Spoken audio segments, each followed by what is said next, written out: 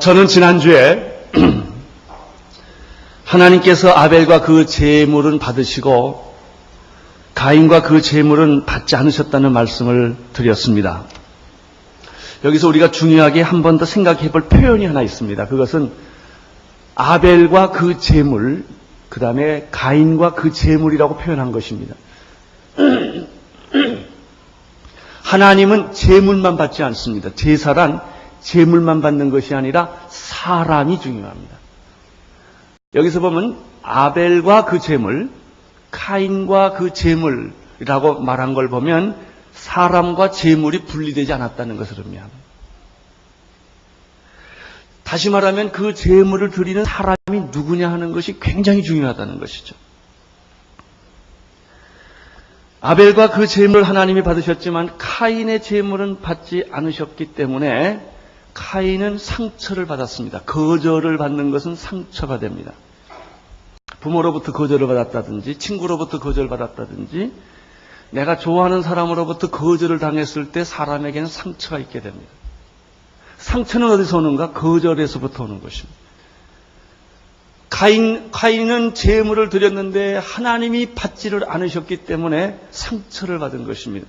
상처를 받으면 어떻게 됩니까? 분노가 생깁니다. 어떤 사람은 이유 있는 분노를 가진 사람이 있지만 어떤 사람은 이유 없는 분노가 있는 사람이 있습니다. 괜히 화가 나는 거예요. 뭐가 이렇게 신경질이 나는 거예요. 분노가 생기면 얼굴 색깔이 변해집니다. 그래서 카인은 심히 분노하였고 얼굴의 색깔이 변하였더라 이렇게 되어 있습니다. 이러한 카인을 보고 하나님은 다음과 같은 질문을 던집니다. 내가 분노를 터뜨림이 어찌미며 얼굴 색깔이 변한 것은 어찌미냐? 만약 내가 선을 행했다면 어찌 낯을 들지 못하겠느냐? 그렇습니다. 대부분의 사람들이 화를 내는 것은 잘해서 화내는 사람은 없습니다. 다 자기가 잘못하고 화를 내는 것입니다. 자기가 실수하고 화를 내는 것입니다. 죄 지은 사람이 소리를 더 지릅니다. 진짜 죄 없는 사람은 그렇게 소리 지르지 않습니다.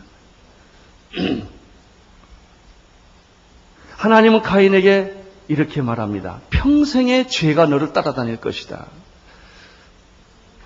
여러분, 겸손하게 회개하고 겸손하면 죄가 떠납니다. 그러나 분노를 터뜨리고 화를 내고 신경질을 내면 죄가 그 사람 따라다닙니다. 평생의 죄가 그 사람을 떠나지를 않습니다. 너는 죄를 지배하는 사람이 될 것이다. 이것이 카인에게 내린 벌이었습니다. 죄와 벌입니다. 죄는 벌이 따르는 것입니다. 8절을 보십시오. 8절 시작. 가인이 그 아우 아벨에게 고하니라. 그 후 그들이 들에 있을 때 가인이 그 아벨을 죽이니 이렇게 되어 있습니다. 분노하는 카인, 얼굴 색깔이 불그락 푸르락해진 카인. 그것은 왜 그렇습니까? 하나님이 잘못해서가 아니라 카인이 잘못했기 때문입니다. 그래서 카인은 항상 그 주변에 죄의 세계에 빠져나지를 못하는 것입니다. 나는 죄가 여러분을 따라다니지 않게 되기를 축원합니다. 죄가 왔다가 다 도망가게 되기를 바랍니다. 겸손하며 회개하는 사람에게는 죄가 따라다니지를 못합니다. 그러나 오만하고 교만하고 분노를 터뜨리는 사람에게는 항상 끊임없이 죄가 그 사람을 뒤따라 다닙니다. 분노를 터뜨리고 안색이 변하면 어떤 일이 생깁니까? 사람의 마음이 과격해집니다. 불안해집니다. 안정감이 생기지를 않습니다. 말을 해도 곱지가 않습니다. 8절에 보면은 카인이 그 아우 아벨에게 고하니, 우리나라 말로 고하다 그러면 이해가 빨리 안 됩니다. 말했다 그러면 조금 쉽습니다. 카인이 아벨에게 이야기를 했다. 이 말의 뜻은 그것보다 조금 더 특별한 의미가 있습니다. 그것은 카인이 아벨에게 화풀이를 했다 이렇게 하면 됩니다. 그 다음에 시기와 질투를 바라게 되었다. 왜? 아벨의 제사는 받아들이고 카인의 제사는 받아들이지 않았기 때문에 공부를 못하는 사람이 있는데 자기 공부를 못하는 것을 누구한테 화풀이 하냐면 공부 잘하는 사람한테 화풀이해. 공부 잘하는 사람 없다면 비교가 안 될 텐데 너 때문에 내가 비교가 됐다는 거예요. 가난한 사람들은 괜히 부자에게 화를 냅니다. 부자가 잘못한 거 없어요. 그런데 자기가 가난하기 때문에 부자한테 화를 내는 것과 마찬가지예요. 아벨이 잘못한 거 없어요. 그러나 카인은 하나님께 받은 거절감과 분풀이를 다 누구한테 하느냐면은 아벨에게 막 쏟아놓기 시작하는 겁니다. 질투와 시기를 바라기 시작을 했습니다. 사람은 누구든지 자신의 잘못과 실수를 인정하기보다는 누구에겐가 그 죄를 뒤집어 씌우고 고발하고 싶어 합니다. 이것이 죄의 본능입니다. 나는 여러분들이 그런 일이 없게 되기를 바랍니다. 자기가 잘못했으면 빨리 잘못했다고 말하는 게 제일 좋습니다. 그것을 자꾸 변명하고 누구한테 책임을 뒤집어 씌우고 이렇게 하지 마십시오. 그래, 내가 죄를 짓긴 졌는데 그건 다 너 때문이야 이렇게 말하지 마세요. 그래, 죄 졌다 어쩔래 이러지도 마세요. 그냥 죄 진 거예요. 죄 지면 죄 졌다고 그냥 고백하면 쉬워져요. 여러분, 자식이 아무리 잘못해도요, 엄마 나 미안해. 그러면 엄마는 마음을 푸는 거예요. 아빠 나 이번 잘못했어. 이렇게 말 한마디만 해주면 아무리 자식이 잘못했어도 부모는 다 감싸는 법이에요. 그냥 자꾸 대들고 변명하고 핑계를 대면 얄미워서라도 부모는 한 대 더 쥐어박아요. 그게 다 인간의 그 마음이 그런 것입니다. 카인은 자기가 잘못했다고 했으면 간단한 문제를, 그 죄를 전부 누구한테 뒤집어 씌웠느냐면은 제사를 잘 드린 아벨에게 그 책임을 전부 뒤집어 씌운 거예요. 뒤집어 씌웠으면 얼마나 좋겠어요. 어느 날 기회를 보고 아벨에게 들러 좀 나가자 이게. 왜? 부모님이 계시니까. 아마 의도적이었던 것 같아요. 기회를 만들어가지고 들러 나가서 남이 보지 않는 동안에 아벨을 쳐 죽여버린 것입니다. 그것이 8절입니다. 자, 8절 다시 보십시오. 가인이 그 아우 아벨에게 고하니라. 구후라는 것은 세월이 흘렀다는 거예요. 그들이 들에 있을 때에 사람이 없는 곳에 갔습니다. 가인이 그 아우 아벨을 죽였다. 여러분, 여기서 보는 살인은 우발적인 살인이 아닙니다. 어떻게 우연히 실수로 죽인 게 아닙니다. 이것은 계획된 살인입니다. 그리고 이미 언젠가는 터질 예견된 살인이었습니다. 여러분, 마음의 분노를 품으면 언젠가 그것은 살인으로 변합니다. 지금 여러분이 힘이 없고 기회가 닿지 않아서 그렇지 죽이고 싶은 사람이 하나 있는데 당신이 죽여도 아무 법에 안 걸리고 아무도 안 본다면 죽일지 몰라요. 기회가 없기 때문이요. 힘이 없기 때문에 그럴 뿐이죠. 미움이라고 하는 것은, 마음속에 분노라는 것은 이미 살인을 내포한 거예요. 수없이 마음으로는 몇 번씩 죽인 거예요. 이게 살인이에요. 가인의 마음속에는 이미 살인이 움직이고 있었던 것입니다. 죄의 싹은 사망이에요. 죄는 살인을 만들어낸다는 사실을 우리는 여기서 보게 됩니다. 그런데 카인이 아벨을 죽였는데 카인과 아벨의 이 살인, 이 죽음의 원인이 뭐냐, 이게 참 재밌습니다. 여러분, 영토를 뺏기 위해 전쟁한 것도 아니고 자리 싸움한 것도 아니고 권력을 얻기 위해서, 요즘은 권력을 얻기 위해서 피투성연하게 싸우잖아요. 거짓말하고 유언부업하고 말이죠. 음모를 꾸며서 어떻게 해서든지 이기잖아요. 자리 싸움한 것도 아니고 또 대부분의 많은 사람들처럼 먹고 입고 자는 것이 문제가 돼서 살인한 것도 아니에요. 카인이 아벨을 죽인 이유는 무엇입니까? 예배입니다. 예배. 이게 참 놀라운 거예요. 아니, 어떻게 예배 때문에 살인을 할 수가 있는가? 그렇습니다. 최초의 살인은 예배 때문에 이루어진 것입니다. 그것이 먹고 마시고 자고 잘 살고 싶어서 된 살인, 이런 것도 아니고 사랑 싸움도 아니죠. 참된 예배, 그건 아벨의 예배예요. 가짜 예배, 거짓된 예배, 사탄의 예배는 카인이에요. 오늘 우리 이 지상에는 말이에요, 얼마나 우상 숭배하고 점을 치고 이 우상을 섬기는 일들이 얼마나 많은지 몰라요.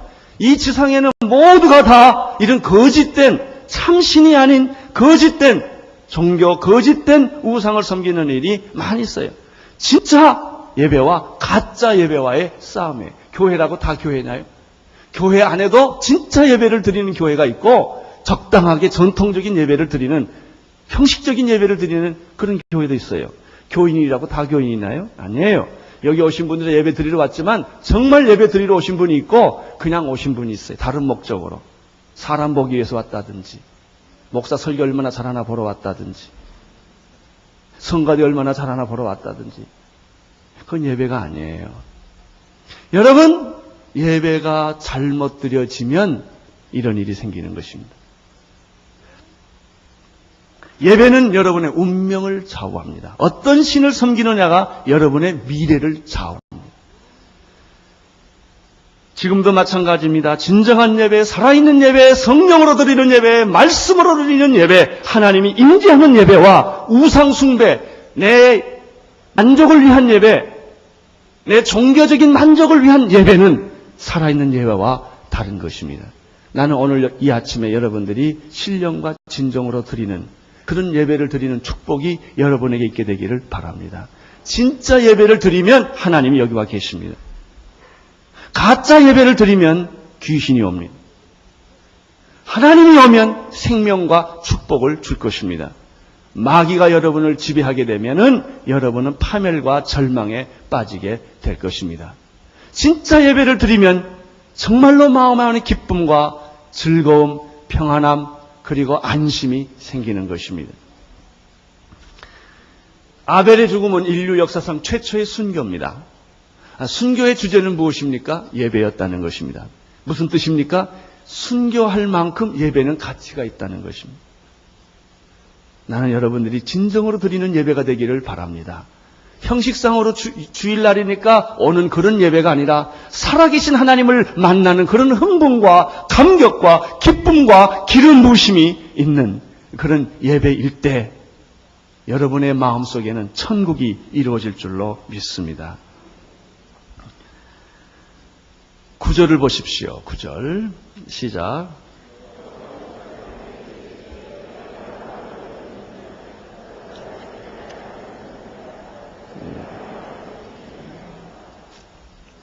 카인은 하나님께 거절을 받아 상처를 받게 되었고 그 상처는 분노로 변하게 되었고 분노는 얼굴 색깔과 성격을 변화시켰습니다.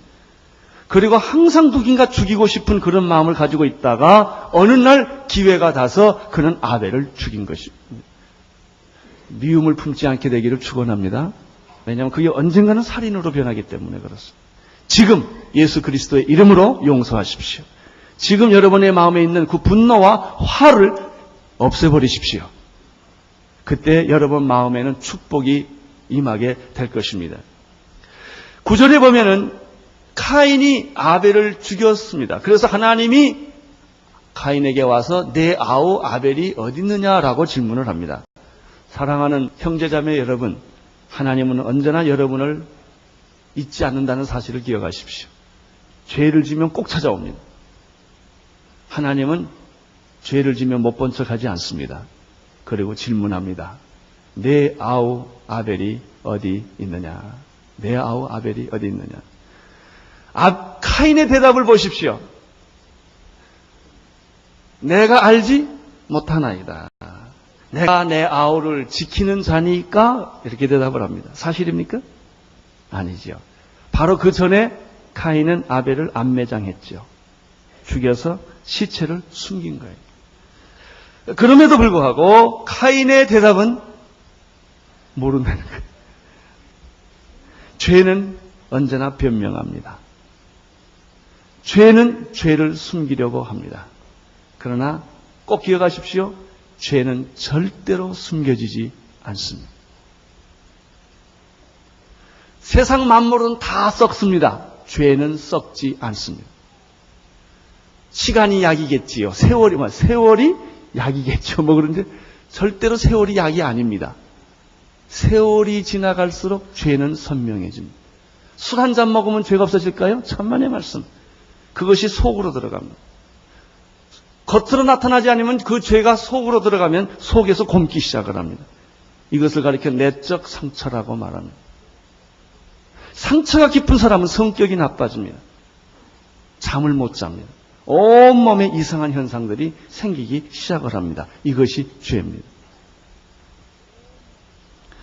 내 아우 아벨이 어디 있느냐라는 질문은 하나님이 아담에게 했던 질문과 비슷합니다. 아담이 죄를 짓고 죄를 짓기 전에는 벌거벗고 동산에서 마음껏 자유롭게 살고도 아무 죄책감이 없었는데 선악과를 따먹은 순간부터 그는 벌거벗은 것이 수치를 느껴졌고 그리고 하나님을 피해서 숨어버렸습니다.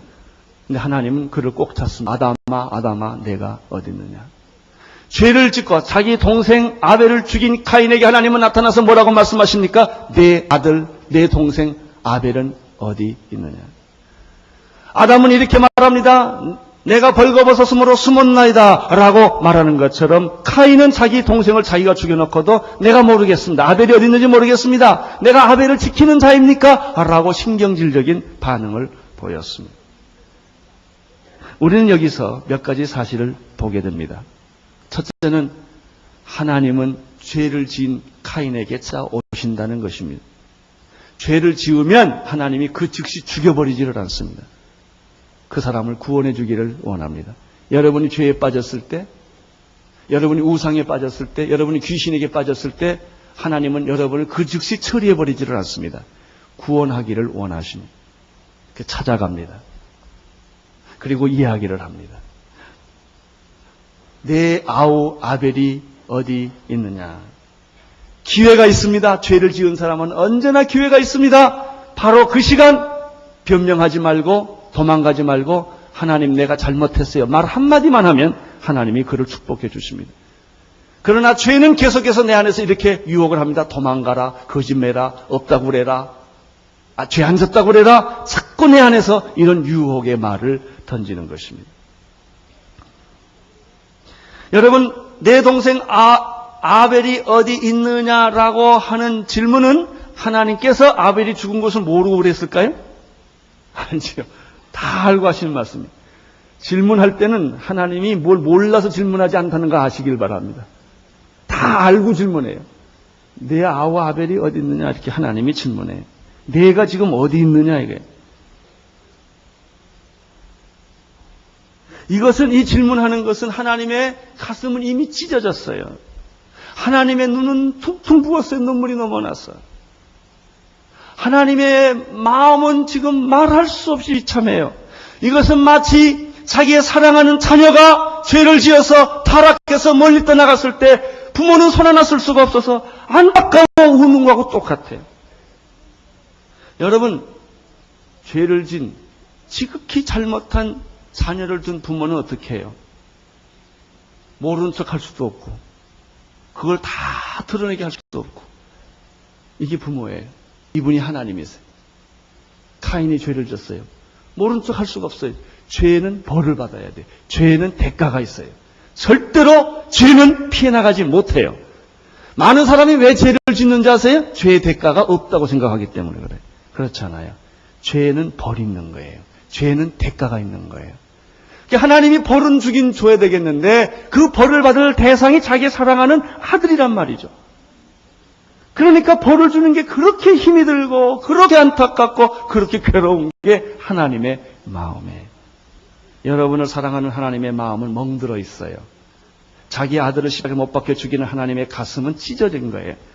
눈물을 흘리면서 능력이 없어서가 아니에요. 능력이 있지만 여러분 능력을 쓰지 않는 거예요. 하나님.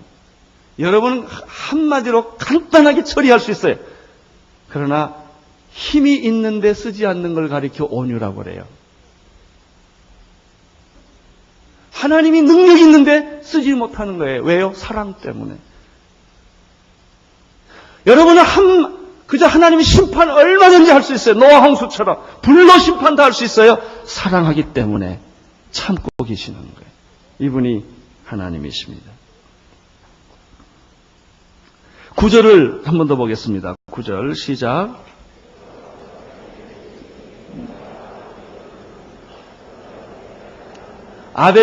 카인의 대답이 뭡니까?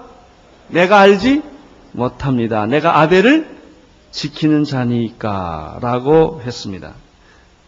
여기서 우리가 죄를 지은 카인을 찾으시는 하나님을 발견합니다. 두 번째는 죄는 부인하고 변명한다고 해서 없어지지 않는다라는 사실을 봅니다. 모른다. 그래서 카인이 모릅니다. 그렇다고 그게 넘어갈까요? 내가 내 아우를 지키는 자이니까 라고 말했다고 해서 하나님이 넘어갈까요? 안 넘어갑니다. 시체가 없어졌다고 살인이 없어질까요? 자, 사람을 죽였어요. 토막을 내서 지존파 같은 건 불태워버리기도 하고 말이죠. 어디다가 그냥 파묻어놨어요. 지난번에 엄보연파에게 잡혀간 우리 교인이에요. 가보니까 야전사고로 정강이가 찍히고 비닐봉지를 씌워서 묻혔어요. 덮어놨어요. 나무를 다 덮어놨어요. 그렇다고 살인이 없어질까요? 안 그래요. 증거를 완전히 없앴다고 범죄가 없어질까요? 그렇지 않습니다. 이 세상에 완전 범죄는 없습니다. 여러분이 증거를 100% 인멸했다고 해서 사라지지 않습니다. 사람이 눈을 가리면 세상이 다 없어질까요? 아니에요. 여러분, 우주를 내 손바닥으로 가릴 수 없는 것처럼 여러분이 여러분의 죄를 가릴 수 없습니다. 죄를 숨길 수 없습니다. 마치 그것은 내 눈 가리는 거하고 똑같은 거예요. 죄의 싹은 뭐예요? 상한. 죄를 짓는 순간부터 이상하게 내 마음이 불안해지기 시작해요. 그래서 그걸 이겨보려고 마약도 하고 술도 먹고 독하게 자기를 만들어요. 아주 무서운 사람으로 자기를 만들어내도 양심의 소리는 막을 수가 없어요. 죄는 시간이 갈수록 더 분명해지는 것입니다. 카인은 이렇게 변명했습니다. 내가 내 아우를 지키는 자입니까? 아벨이요? 난 몰라요. 여러분, 이 비슷한 말을 우리가 지금도 하고 있어요. 카인처럼. 하나님이 이렇게 질문해요. 내 남편이 어디 있느냐? 몰라요. 그 사람 어디 가버렸어요. 내 아내가 어디 있느냐요? 그 여자요? 자기 마음대로 살아요. 나하고 무슨 상관이 있어요? 그렇게 하지 않습니까? 하나님 물어요. 내 아들이 어디 있느냐? 내 친구가 어디 갔느냐? 걔요? 여기 있었는데 없네요. 나하고 무슨 상관이? I don't care. 나 무슨 상관이냐? 많은 사람들이 그렇게 말을 합니다. 하나님은 계속 묻습니다. 내 남편 어디 갔느냐? 내 남편 영혼은 어떻게 됐느냐? 내 아내는 어디 갔느냐? 내 아내는 어디 가서 방황하느냐? 내 부모님은 어디다가 팽개치고 왔느냐? 내 부모는 어디 있느냐? 하나님이 계속 물어요. 죄인을 뭐라고 말해요? 나 몰라요. 내가 그 사람을 지키는 사람입니까? 내가 그 사람들하고 무슨 상관이 있습니까? 똑같은 일이, 카인과 하나님과의 일이 우리 안에 이루어지고 있는 것입니다. 여러분, 나 몰라요? 나 상관없어요? 그 사람 어디 간지 모르겠는데요? 다 무슨 말이에요? 관심이 없다는 얘기. 여러분, 사람에게 관심 없는 사람은 자기에게도 관심이 없는 사람이에요. 사람을 사랑하지 않는 사람은 자기도 사랑하지 않는 사람이에요. 이 사람은 사랑이 부지한 사람이에요. 그 사람이요? 어디 갔는지 모르겠는데요? 이게 무슨 소리인지 아세요? 그 사람이 왜 당신 곁을 떠난 줄 아세요? 그냥 간 게 아니에요. 당신이 가도록 압력을 넣은 거예요. 불편하게 한 거예요. 내가 그 사람을 내보낸 거예요. 그리고도 모르겠다는 것이죠. 아닙니다. 그 사람이 떠난 것은 다 당신이 떠나게 한 거예요. 그 사람을 불편하게 한 거예요. 그 사람이 떠나지 않으면 안 되게끔 한 게 당신이요. 그럼에도 불구하고 난 상관없다는 거예요. 이게 카인의 후예들이 하는 말이에요. 나는 여러분의 남편에 대해서 관심 있게 되기를 바랍니다. 여러분 아내에 대해서 관심 있게 되기를 바랍니다. 내 자식이 지금 자살 직전에 가 있는지 아닌지 관심 있게 되기를 축원합니다. 우리 아이들이 얼마나 방황하는지 부모들은 몰라요. 내 친구가 지금 얼마나 절망하고 있는지 몰라요. 친구가 아니죠. 그건 남남이죠. 여러분이 정말 사랑한다면 그 영혼에 대한 관심을 가져야 될 줄로 믿습니다. 그 영혼에 대해서 기도하고 그 영혼을 사랑하고 그 영혼이 돌아오도록 축복하고 기도해야 할 것입니다. 그러나 카인은 그렇게 하지 않았습니다. 수고하고 무거운 짐을 진 사람들은 다 내게로 오라. 내가 너희를 편히 쉬게 하리라. 여러분, 죄를 지었습니까? 걱정하지 마세요. 돌아오십시오. 너는 내게로 돌아오라. 그리하면 내가 너에게로 돌아가리라. 내가 어떤 죄를 졌을지라도 나는 다 이미 용서했다. 용서할 것이다가 아니에요.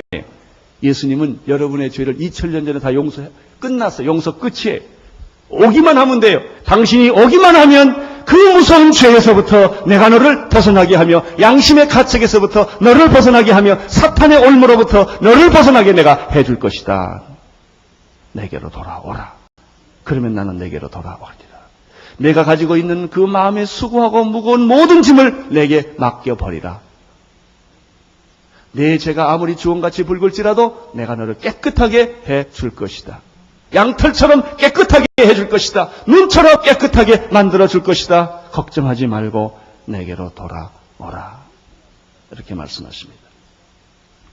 오늘 이 말씀 속에서 또 한 가지 더 발견하는 사실이 하나 있어요. 그것은 죄가 없어지지 않는 것처럼 의인의 피도 없어지지 않는다는 것입니다.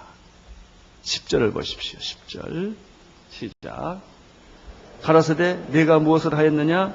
내 아우의 핏소리가 땅에서부터 내게 호소하노라. 여러분, 사람을 죽이면 끝나지 않아요. 꼭 기억하십시오. 죽은 자의 핏소리가 하나님 귀에 들리는 거예요. 카인의 죄가 없어지지 아니하듯이 카인의 죄는 감춰지지 않고 변명하거나 부인했다고 죄가 없어지지 않아요. 죄는 그대로 남아있고 죄는 대가가 있는 거예요. 마찬가지로 아벨의 피도 땅에 뿌려져서 없어졌다고 했지만 없어지지 않고 그건 소리를 지른다고 성경은 말합니다.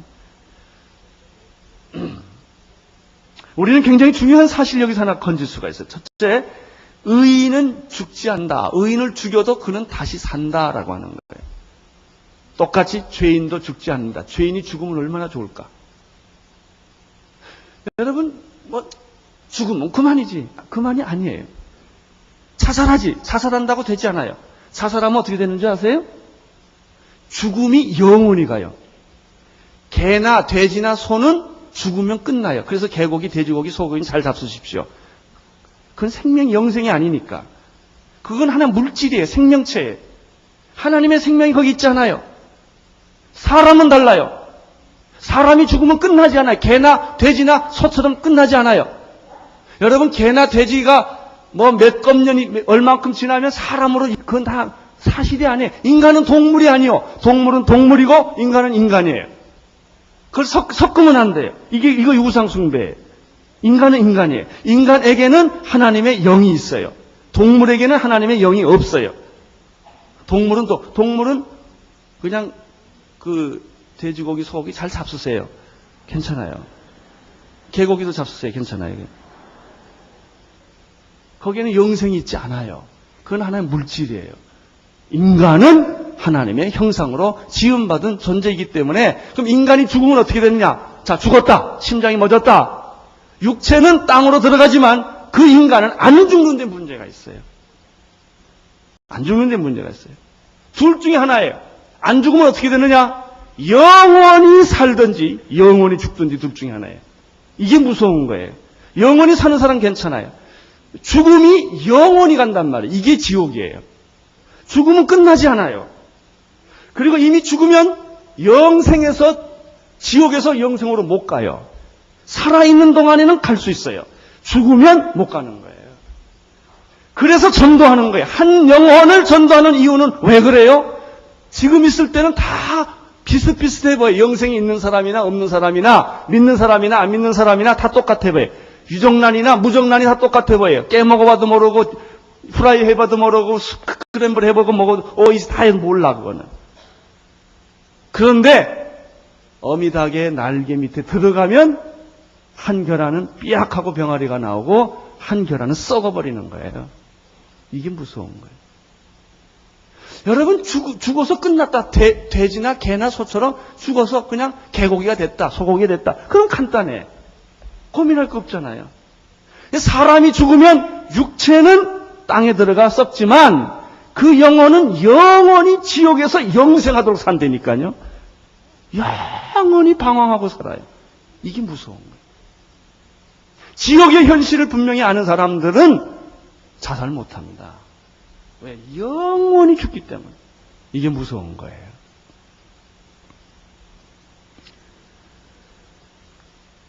(10절에서) 보면은 아벨의 피가 아벨의 핏소리가 땅에서부터 누구 귀에 들렸다? 하나님의 귀에 들렸다라고 말합니다. 이것이 구약에서 보이는 최초의 부활 사건이에요. 아벨은 죽지 않았어요. 핏소리가 들리는 거예요. 여러분, 사람들 억울하게 하지 마세요. 사람의 피를 함부로 흘리지 마세요. 코피도 흘리게 하지 마세요.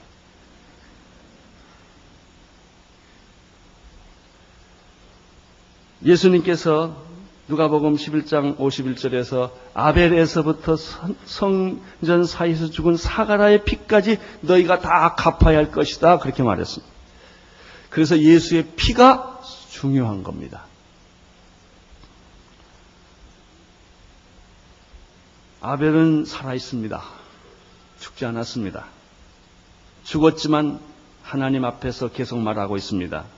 사랑하는 형제자매 여러분, 부활이 있다는 사실을 믿으십시오. 여러분이 죽는다고 죽지 않습니다. 영원히 삽니다. 예수께서 말씀하시길 나는 부활이여 생명이니 무릇 살아서 나를 믿는 자는 영원히 살겠고, 그렇게 말했습니다. 나를 믿는 자는 죽어도 살겠고 무릇 살아서 나를 믿는 자는 영원히 죽지 아니하리라. 할렐루야. 예수는 길이요 진리요 생명입니다. 나로 말미암지 않고는 아무도 아버지께로 올 자가 없습니다. 그래서 예수 믿으라는 거예요. 예수를 믿으면 하나님의 생명이 여러분 안에 있고 여러분이 죽어도 다시 삽니다. 그러나 예수를 믿지 않으면 하나님의 생명이 없기 때문에 죽으면 어떻게 되는가? 죽음으로 끝나는 것이 아니라 영원히 계속 죽어가는 거예요. 우리가 그런 말 하잖아요. 혼이 떠돌아다닌다고 그러잖아요. 이렇게. 끊임없이 이 우리의 방황하는 영혼이 지옥에서 방황하는 거예요. 이건 뭐하고 똑같으냐면요. 마라톤 하는 거 봤어요? 뛰는 거예요. 뛴다는 얘기는 언젠가 수도받는 걸 의미하잖아요. 근데 수도받지 않고 계속 뛰어. 얼마나 피곤하겠어요. 여행이라는 것은 돌아올 집이 있다는 거예요. 근데 돌아올 집이 없는 거예요. 인생이라는 게 맨날 먹고 싸고 평생 그렇게 살고 자고 깨고 그냥 뛰고 사는. 아침에 깨가지고서 습하게 세수하고 그냥 가방 하나 들고 전철 타고 열심히 갔다 저녁에 들어와 자고 그냥 이거예요. 근데 그게 어딘가 끝났으면 좋겠는데 안 끝나요. 그냥 영원히 그렇게 사는 거예요. 얼마나 이게 피곤하고 힘들고 고독하는 거예요. 세상에 제일 무서운 게 뭔지 아세요? 방황이에요. 방황. 방황이란 시작이 있는데 끝이 없는 걸 방황이라고 그래요. 방황은 문학적으로는 멋있는 표현이요. 실존적으로는 죽음이에요. 몰라서들 그래요. 몰라서. 11절을 보십시오. 11절. 시작.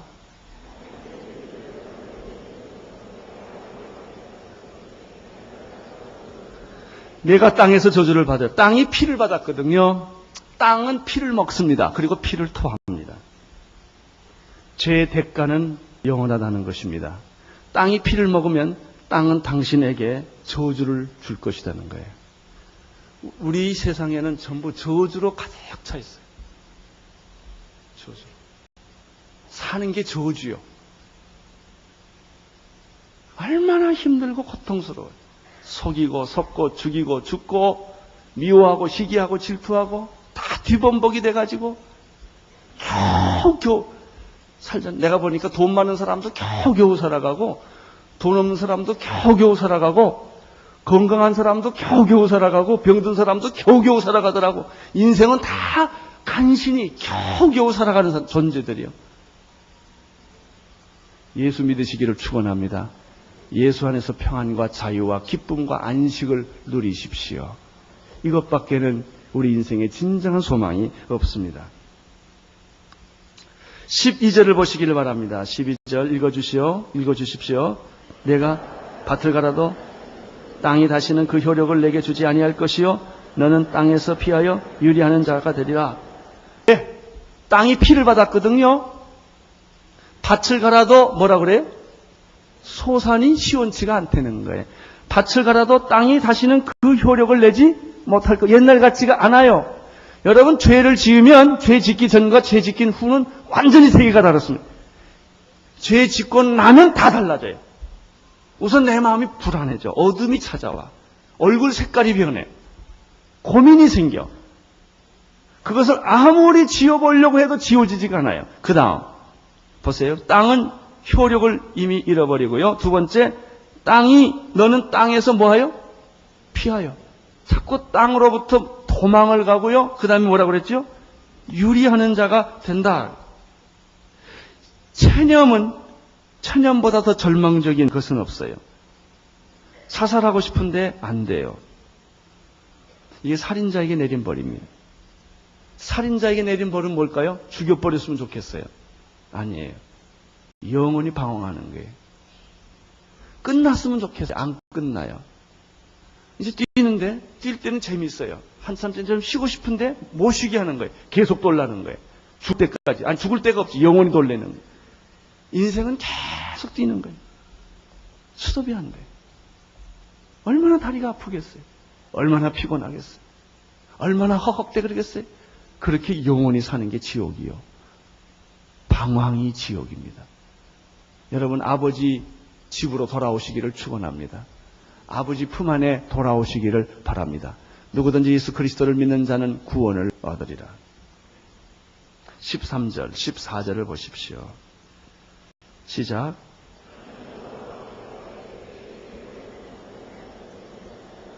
주께서 오늘 이 지면에서 나를 쫓아내시온즉 내가 주의 낯을 배웁지 못하리니 내가 땅에서 피하여 유리하는 자가 될지라.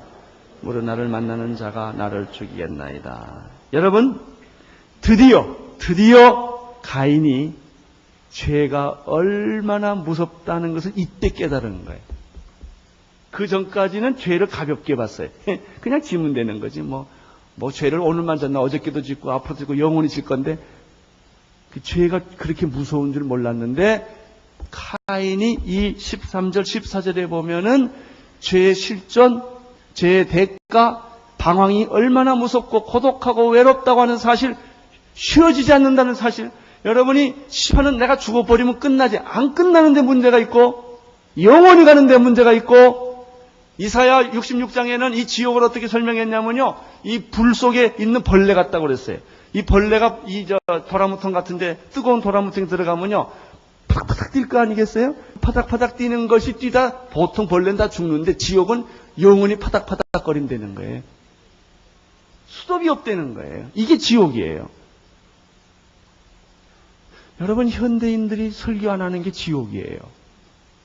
여러분, 교회에서 지옥 설교 들어봤어요? 안 한다고요. 듣기 싫어해요. 그럼 들으셔야 돼요. 지옥이 있다는 거 아셔야 돼요. 천국도 있다는 사실을 믿으셔야 돼요. 여러분, 우리가 예수 믿고 천국 가게 됐다는 사실이 얼마나 큰 축복이고 위로고 감격인지 아셔야 돼요. 여러분은 이미 하나님의 자녀가 된 줄로 믿습니다. 지옥과 여러분은 상관이 없는 자인 것을 내가 믿습니다. 이 축복을 여러분이 누리시기를 바랍니다. 가인이 하나님께 말합니다. 하나님, 내 처벌이 너무나 감당하기가 어렵습니다. 죄의 짐이 너무나 무겁습니다. 방황이 이렇게 무서운 줄 내가 몰랐습니다. 여러분, 가출해 보신 분 있으세요? 여기 없겠죠, 물론. 그래도 혹시 또 누가 알 거 있는지. 가출의 문제가 뭔지 아세요? 싫어서 나갔는데 갈 데가 없다는 거예요. 떠났는데 갈 데가 없어요. 이게 무서운 것입니다. 떠나는 때는 기분이 좋아요. 에이, 미운 놈들, 싫은 놈들, 내가 잘 있어라, 나는 간다 그러고 떠났는데 가고 보니까 어디 가야 될지 몰라. 해는 지고 배는 고프고 돈은 없고. 어디 가요?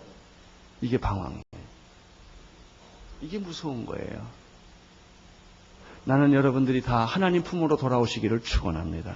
예수님 품으로 돌아오시기를 축원합니다. 가인이 하나님께, 하나님, 나를 쫓아내면 내가 어디로 갑니까? 사람들은 나를 다 죽이려고 합니다. 15절을 보십시오. 마지막 시작. 그렇지 않다. 가인을 죽이는 자는 벌을 7배나 받으리라 하시고 가인에게는 표를 주사 만나는 누구든지 할렐루야. 이런 가인에게 하나님은 심판을 하실 때 버리지 아니하시고 죽이시되 하나님은 구원하십니다. 하나님은 은혜를 베풀어 주십니다. 하나님은 가인을 구원하시는 표를 주십니다. 이것이 가인이 받은 표입니다. 하나님이 여러분 죄를 졌을 때 채찍도 드시지만 구원한다는 사실을 믿으시기를 바랍니다. 돌아오기를 원하십니다. 방황하지 말고 돌아오기를 원하십니다. 내게로 오라. 내가 너희를 편히 쉬게 하리라. 하나님의 축복이 여러분 모두에게 함께 하시기를 바랍니다. 더 이상 방황하지 마십시오. 방황을 끝을 내십시오. 그리고 가출한 사람들 다 집으로 돌아가십시오. 남편에게 떠난 사람 돌아오십시오. 아내에게 나간 사람 돌아오십시오. 하나님을 만나십시오. 기도하겠습니다. 하나님 아버지, 우리 인생에 방황이 없게 해주시고 죄의 대가로 인하여 절망하지 않게 하여 주옵소서. 예수님 이름으로 기도드립니다. 아멘.